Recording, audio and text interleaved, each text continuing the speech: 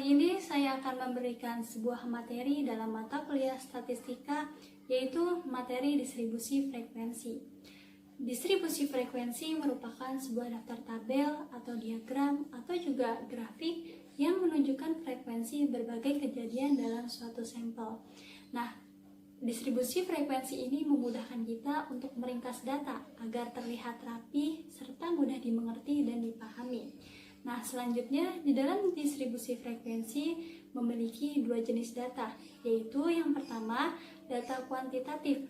Data kuantitatif ini merupakan jenis data yang dapat diukur atau dihitung dengan menggunakan angka atau bilangan. Lalu selanjutnya yaitu terdapat data kualitatif. Data kualitatif ini merupakan jenis data yang bersifat deskriptif dan cenderung menggunakan analisis.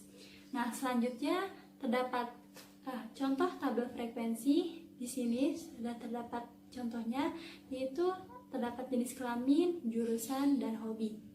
Di mana jenis kelamin ini terdapat 0 dan 1, yang 0 ini merupakan jenis kelamin laki-laki, lalu yang 1 merupakan jenis kelamin perempuan.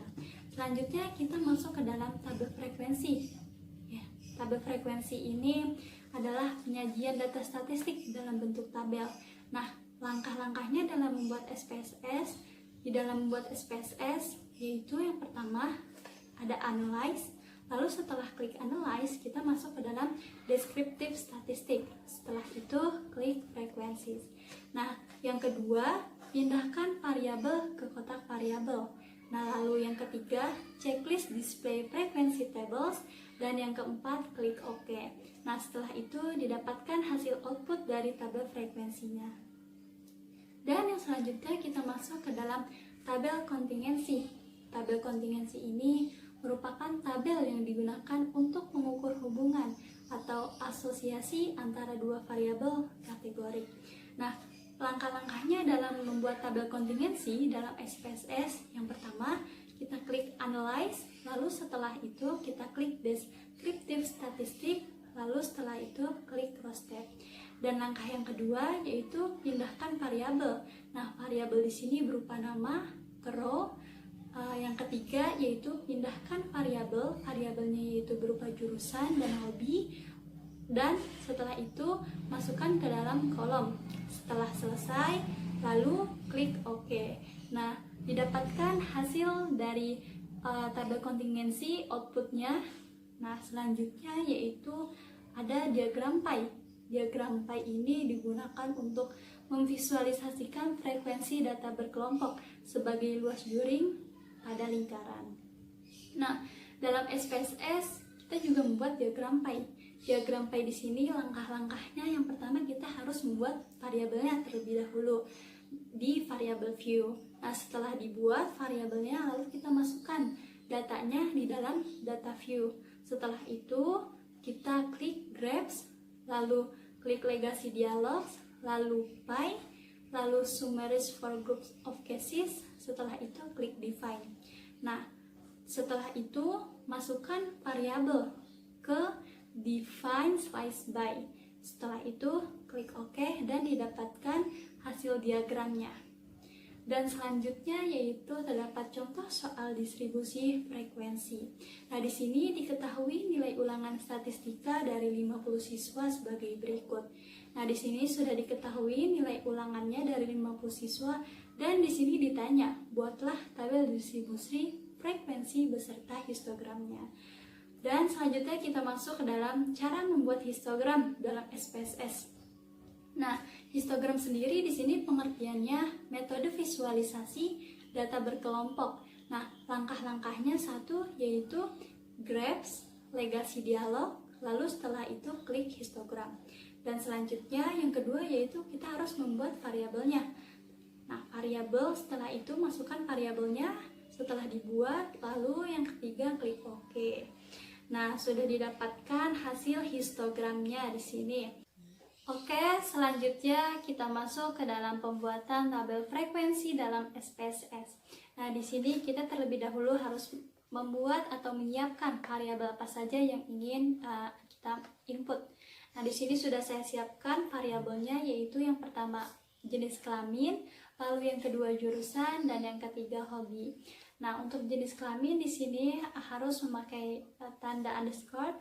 Nah, mengapa? Karena ketika kita ingin menginput variabel di dalam variabel view, ketika lebih dari satu huruf, maka harus memakai tanda tersebut.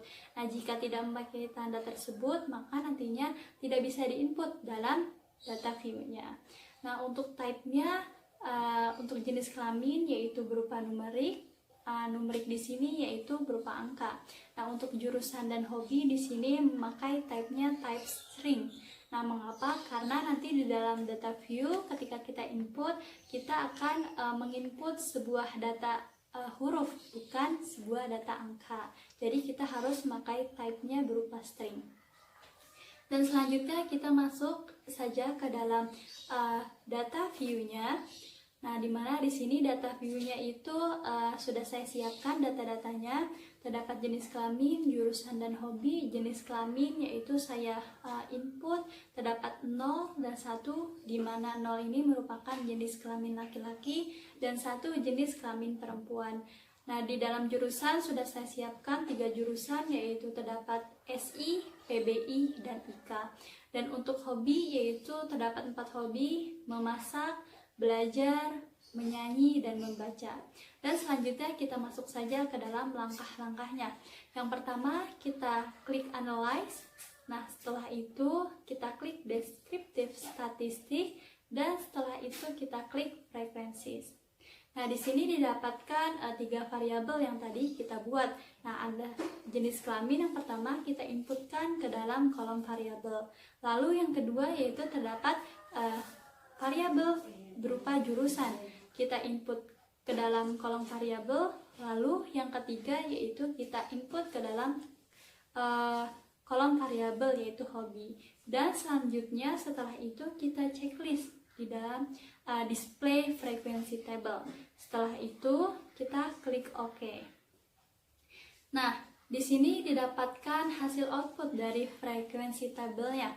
Nah, di sini kita lihat terdapat valid dan missingnya. Nah, untuk validnya untuk jenis kelamin 20, jurusan 20, dan hobi 20. Yang berarti 20 ini merupakan 20 data atau 20 kasus pada variabel nilai yang mempunyai data yang valid. Dan sedangkan untuk missingnya yaitu 0. Nah, berarti terdapat 0 kasus pada variabel nilai yang mempunyai data yang kosong. Dan selanjutnya kita lihat pada frekuensi tabelnya. Untuk frekuensi tabelnya, yang pertama kita lihat pada jenis kelamin, yaitu terdapat jenis kelamin perempuan dan laki-laki, di mana di sini 0 ini merupakan jenis kelamin laki-laki. Nah, untuk jenis kelamin laki-laki, frekuensinya yaitu sebanyak 11 orang laki-laki atau 55% laki-laki. Nah, untuk perempuan yaitu sebanyak 9 orang atau 45% perempuan. Dan untuk valid persennya yaitu kita lihat bahwa di sini 100%, maka seluruh data valid. Nah, ketika seluruh data valid, maka di dalam kolom persennya juga didapatkan hasil 100%. Untuk bagian kumulatif persennya, kita lihat di sini terdapat 55% dari jenis kelamin laki-laki dan 100% didapatkan dari jenis kelamin laki-laki dan jenis kelamin perempuan. Sebesar 55% ditambah 45% dan dihasilkan 100%. Lalu selanjutnya yaitu terdapat frekuensi table dari jurusan, di mana di sini jurusannya yaitu terdapat IK, PBI, dan SI. Nah, untuk frekuensinya itu berarti terdapat 6 orang atau 30% pada jurusan IK. Lalu selanjutnya yaitu terdapat 6 orang atau 30% pada jurusan PBI, dan selanjutnya yaitu terdapat 8 orang atau 40% pada jurusan SI. Nah, selanjutnya di sini juga sama, valid persennya yaitu 100%, maka seluruh data valid. Dan untuk kumulatif persennya yaitu 30% didapatkan dari jurusan IK, 60% didapatkan dari jurusan IK dan PBI, dan 60% didapatkan dari jurusan IK dan PBI, Dan selanjutnya 100% ini didapatkan dari jurusan IK, PBI, dan SI. Nah, selanjutnya untuk tabel frekuensi hobi, yaitu sebesar di sini hobinya itu terdapat 4 hobi ya. Yang pertama ada belajar, memasak, membaca, dan menyanyi. Nah, untuk frekuensinya itu berarti di sini kita lihat dalam hasil output tabel frekuensinya bahwa terdapat 5 orang yang memiliki hobi belajar atau 25%, lalu selanjutnya yaitu terdapat 4 orang atau 20% yang memiliki hobi memasak, dan selanjutnya yaitu terdapat 7 orang atau 35% yang memiliki hobi membaca, dan yang terakhir yaitu terdapat 4 orang atau 20% yang memiliki hobi menyanyi. Nah, kita lihat dalam valid persennya juga, kolom valid persennya yaitu sebesar 100%. Nah, maka seluruh data valid. Nah, untuk pada bagian kolom kumulatif persennya yaitu didapatkan di sini 25% dari hobi belajar, lalu 45% didapatkan dari hobi belajar dan memasak, lalu 80% didapatkan dari hobi belajar, memasak, dan membaca, dan 100% didapatkan dari hobi belajar, memasak, membaca, dan menyanyi. Nah, ini untuk frekuensi tabelnya. Dan selanjutnya kita akan membuat tabel kontingensi. Nah, di sini contohnya sama untuk variabelnya pada seperti tabel frekuensi sama. Lalu selanjutnya kita ke data view-nya saja, dan datanya juga masih sama. Kita masuk ke dalam langkah-langkahnya saja untuk membuat tabel kontingensi. Nah, di sini langkah-langkahnya yang pertama kita klik analyze, lalu setelah itu descriptive statistik, lalu setelah itu kita klik cross tab untuk tabel kontingensi. Nah, di mana di sini terdapat 3 jenis variabel. Variabel yang pertama itu kita masukkan ke dalam kolom row, lalu yang kedua ini kita masukkan ke dalam kolom untuk jurusan, dan hobi juga sama, kita masukkan ke dalam kolom. Nah, setelah itu, setelah dimasukkan ke masing-masing kolom, kita klik OK. Nah, didapatkan hasil output pada tabel kontingensi. Nah, di sini kita lihat yaitu terdapat valid, missing, dan total. Di mana valid di sini N banyaknya data 20 dan persennya 100, dan berarti terdapat 20 kasus pada variabel nilai yang mempunyai data yang valid. Dan sedangkan di sini untuk missingnya yaitu 0 dan persennya juga 0%. Berarti terdapat 0 kasus pada variabel nilai yang mempunyai data yang kosong. Dan di sini totalnya N jumlah datanya yaitu 20 dan persennya 100. Nah, kita masuk ke dalam tabel kontingensinya di sini. Yang pertama terdapat jenis kelamin terhadap jurusan. Jenis kelamin di sini yaitu terdapat laki-laki dan perempuan. Nah, untuk jurusannya dibagi menjadi 3, yaitu ada IK, PBI, dan SI. Untuk IK 6 orang laki-laki, PBI tidak ada yang minat pada jurusan PBI, lalu yang SI yaitu sebanyak 5 orang laki-laki dan totalnya 11 orang laki-laki. Dan lalu selanjutnya yaitu pada jenis kelamin perempuan. Nah, di sini yang minat pada jurusan IK yaitu 0 untuk perempuan, lalu yang minat pada jurusan PBI yaitu sebanyak 6 orang perempuan.